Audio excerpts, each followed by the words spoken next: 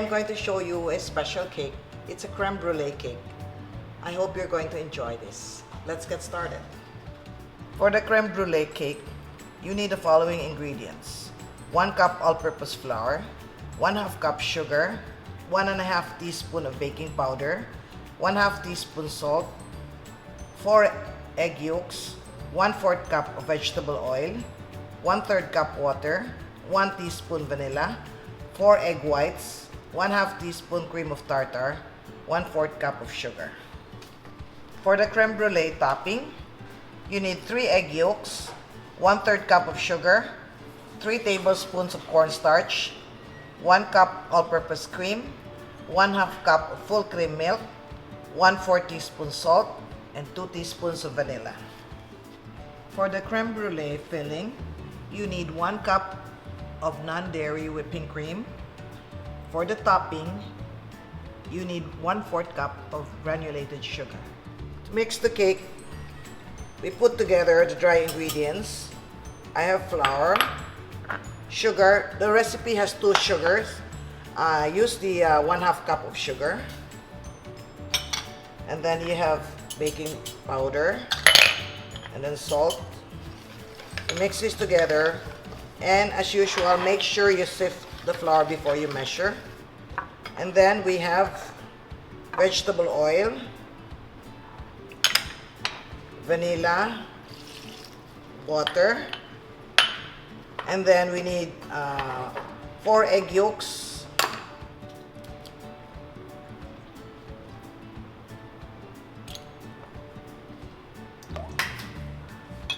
you mix this together until it's smooth.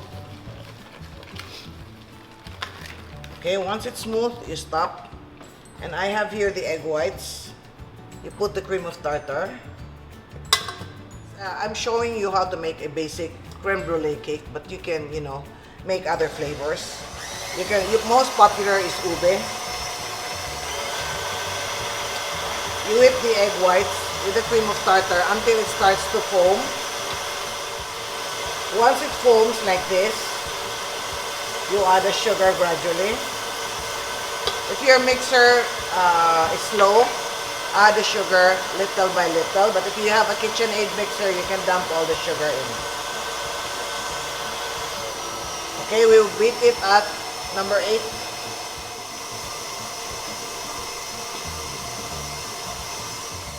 Alright, here, you whip the egg whites until it's stiff. But if you look at it, it's shiny and it's not dry.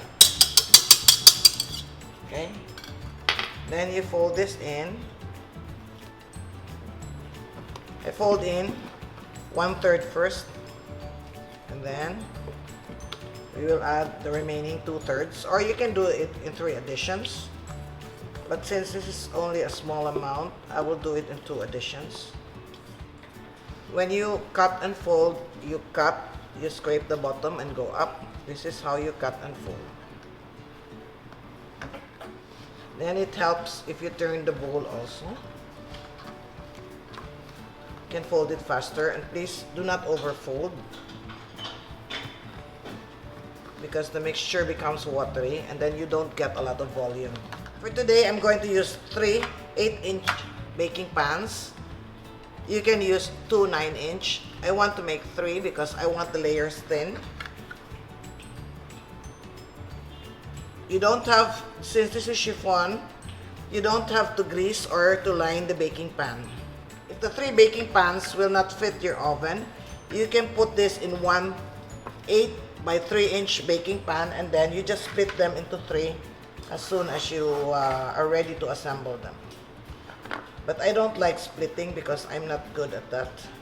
I can't get even layers.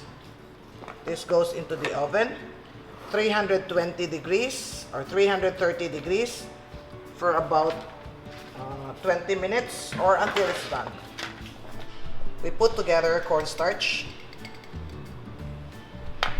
sugar, salt. You mix this together, and then we add in egg yolks, milk, cream, and then we cook this until the mixture thickens. We add the vanilla last. Again, this is cornstarch based, so the moment it boils, it starts to thicken. And then, this is done, we just add vanilla. Then we shut off the heat. And then put this in another container and chill this until our cake is ready.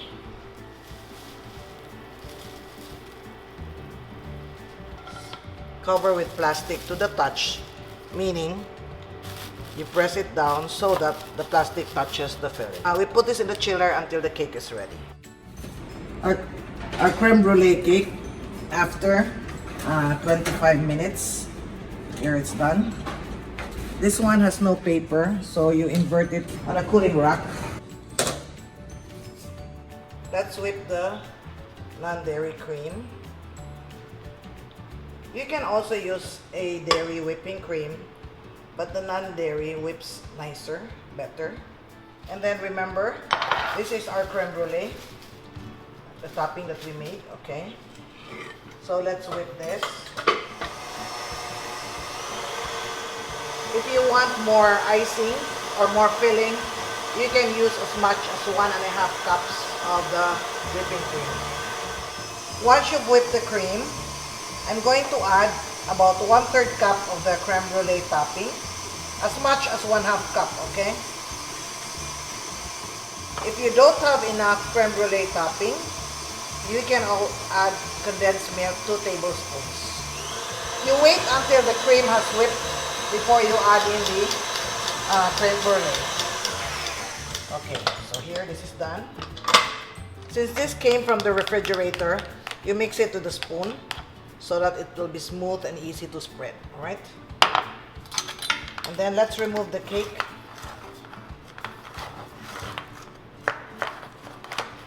This one has no paper, so after you loosen the side, you push it towards the center. And here, you have the cake. First, we will spread this with some whipping cream. Alright.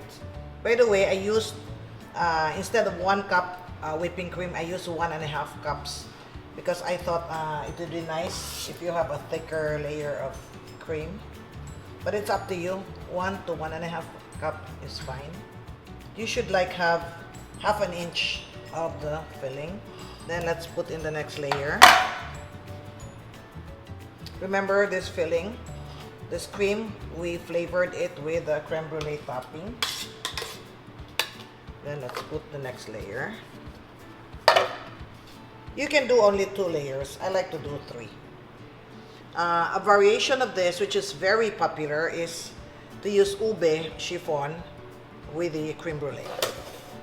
You just use the same recipe. All you need to do is add ube flavor and color.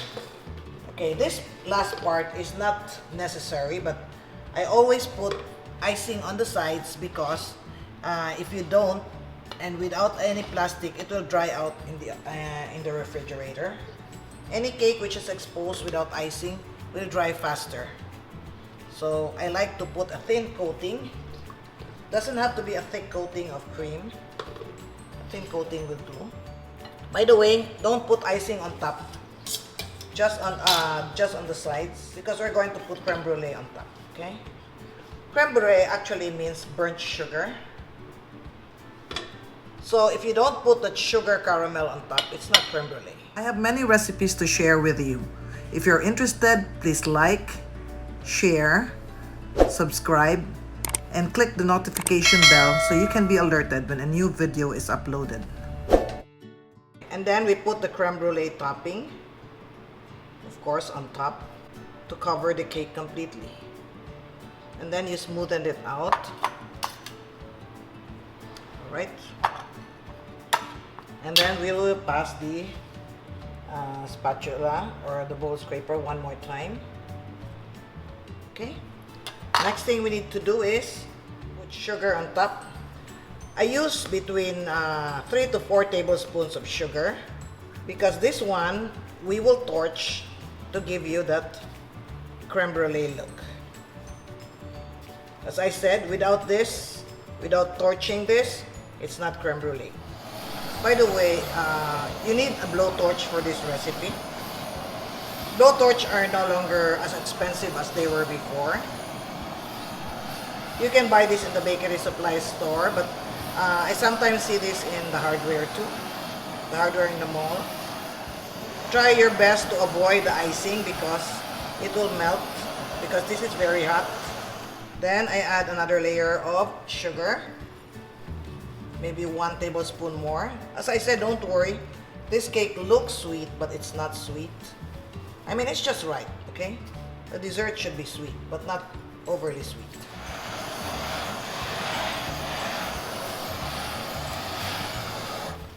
This is our creme brulee cake. Remember, after we torched it, we waited a few minutes, and then you will see there's a thin film of caramel sugar on top. Okay, let's try to slice our creme brulee cake.